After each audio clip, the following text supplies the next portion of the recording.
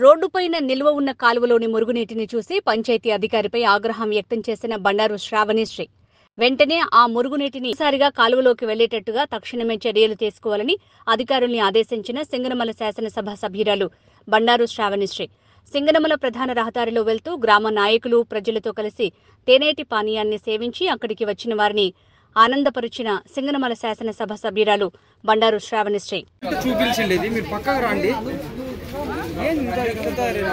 అంతే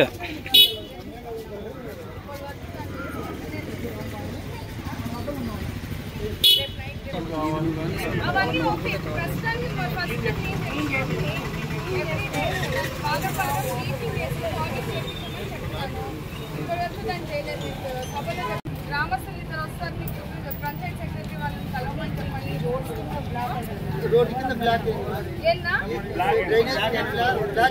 చెప్పాను చూస్తారంట వచ్చి. ఇప్పుడు మీరు ఒకసారి దగ్గర ఉండి దాని ప్రకారంగా చేపించుకోండి. మీరు పంపిస్తే కింద బ్లాక్ అయిందంటున్నారు, అది మీరు ఒకసారి పరిశీలించి నీట్ గా చేపించి నీట్